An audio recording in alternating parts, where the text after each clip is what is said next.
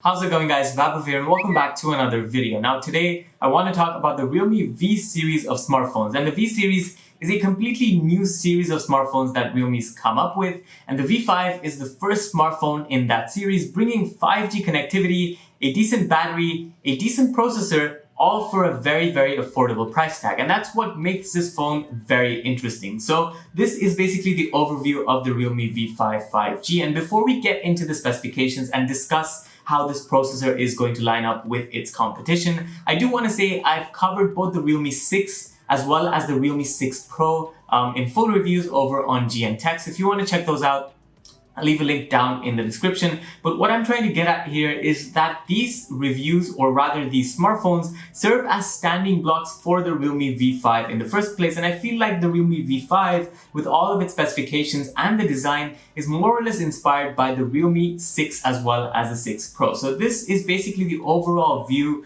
of pretty much everything you get with this smartphone. And I do want to start off with the battery life, which is 30-watt smart flash charging, giving you 100% in 65 minutes. So it's a pretty up there battery, and it's a 5,000 milliamp hour battery. So I'm pretty confident with the specifications on board, you're going to be getting easily between 9 to 10 hours of screen usage, which I think is excellent. Now with 5G enabled, that may drop, and that's something I want to test out. Plus the chip on board is relatively new, so we don't know how it's going to perform, how battery efficient it's going to be. So all of that is a bit unknown. Let's actually dissect the specifications a bit more. So if you look at the colors of the smartphone, we're looking at 3 different colors. We've got huge Realme branding on the silver variant. We've also got a blue variant, which looks to be matte. And we've got a breaking light or a light blue or a dark blue variant, which I think is a glossy finish. So one of them is a glossy finish, one of them is a matte finish, and the last one has that huge branding. So if you want to go for that huge branding,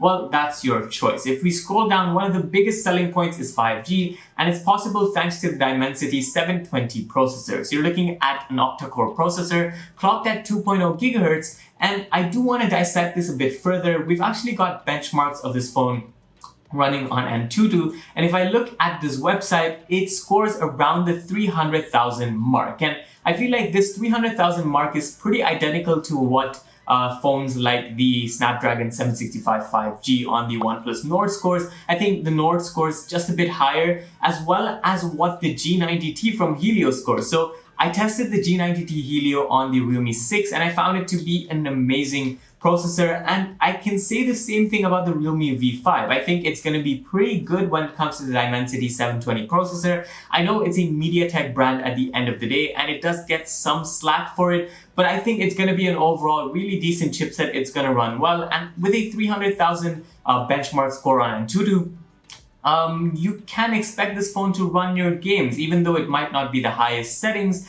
I think I can vouch for it when it comes to both performance as well as battery backup. Although, again, testing the smartphone gives you a much better idea, which I cannot do at the moment. We've got up to 8 gigabytes of RAM and 128 gigabytes of storage, and we've got UFS 2.1 storage. So the processor itself can actually support UFS 2.2 storage, which might be a bit faster, but this is 2.1. We've got a 6.5-inch screen on the front. It's a 90Hz panel. It's an LCD panel, but I think the 90Hz LCD combination actually makes a lot of sense because people want to relate to flagship smartphones at the end of the day. And for flagship smartphones to have a 90Hz panel and for your phone to have a 60Hz one just doesn't bode well. Now, I know AMOLED panels give you better quality, but if I was given a choice between IPS 90Hz and AMOLED 60Hz, I would pick IPS 90Hz or IPS LCD 90Hz, just because that extra screen refresh rate actually makes a difference when you're using it in the real world. And that's just my opinion. I've made a separate video going over this entire topic. If you want to check that out, I'll leave a card to it above and you can go ahead and check it out. It's a full HD plus resolution display. It's got Corning Gorilla Glass, but we don't know which sort of Corning Gorilla Glass it is.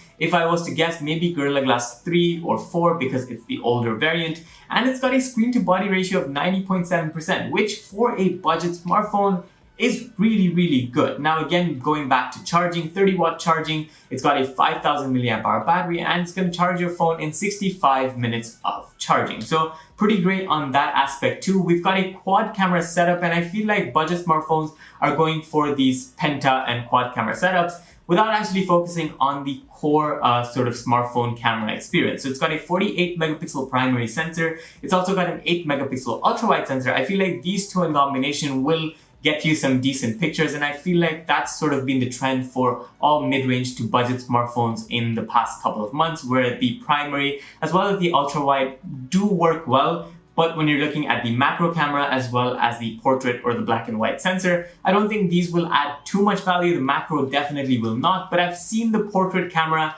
add a bit of value when it comes to edge detection, and maybe the same could be the case here. We've got 4K 30 FPS video recording on the camera, which is great to see, and we've not got any sort of optical image stabilization, but for a smartphone at this price tag, you can't really expect more from it. We've also got a 16 megapixel front-facing camera, so there isn't a two-camera setup like there is on the Realme 6 Pro, but I guess that's where they cut costs, and at the end of the day, the second camera doesn't really do much to, bring about that quality, because at the end of the day, the 8 megapixel camera that they throw in for a dual sensor on the front is really not that good when it comes to ultra wide selfies. But again, that's just from my testing. That's from testing the Realme 6 Pro as well as the Vivo V19 that I've done just a while ago. Not tested the Nord yet, so maybe results might vary, but that's just how I feel. Now, 5G connectivity. So it supports both standalone as well as non-standalone 5G networks. And I think this probably might be the cheapest 5G smartphone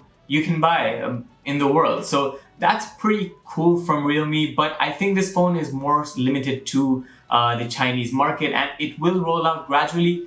But if you look at it from the overall package, it actually serves as great, if not great, but decent competition to the OnePlus Nord. And I thought the Realme X2 Pro, when it came out, was great competition to the OnePlus 7T when that thing was out. So again, I feel like Realme is focusing and targeting the market audience of OnePlus, and plus with Realme UI that this phone runs, I think Realme UI is one of the more optimized softwares on a smartphone. So I don't really have any problems with the software on board. Again, these are the dimensions. 9.1 millimeter thickness and a 194 gram weight. I think these are pretty standard. We've got a headphone jack, which again makes it a bit better from the mid-range smartphones that don't have a headphone jack. I can probably guess that this won't have stereo speakers. But yeah, those are pretty much the specifications of the smartphone overall. Let me know what you guys think about the specifications. I do think the specifications are really good, and plus what you get outside the box is excellent. You get a 30-watt charger inside the box bundled in. And the best part is this thing is up for pre-order in China. So we've got a 6GB and 128GB variant up for pre-sale, as they call it.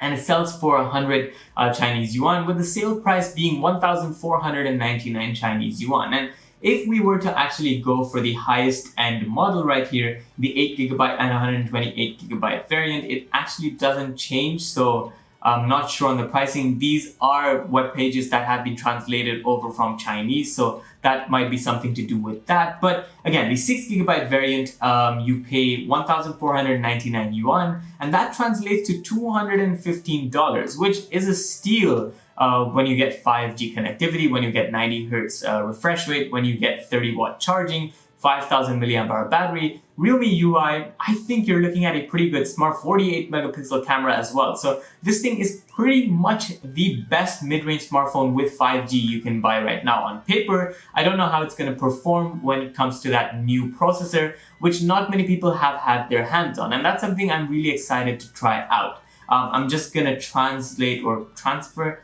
or convert, that's what it's called, to UAE dirhams, so we get an idea of how much this thing costs in the UAE, or would cost. It costs 788.50 dirhams. So yeah, that's about it for the Realme V5. I feel like this is an excellent offering for anyone who wants to get into the 5G territory, wants to actually take advantage of 5G and still have a really good experience. It's all got a side-mounted fingerprint scanner, which I forgot to mention, but that is again very similar to the Realme 6 and the 6 Pro series. So those were my thoughts on the Realme V5. On paper, it looks like a very, very good smartphone, especially given the price and the specifications.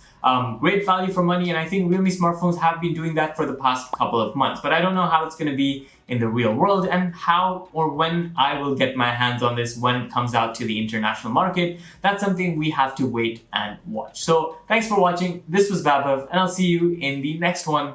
Adios.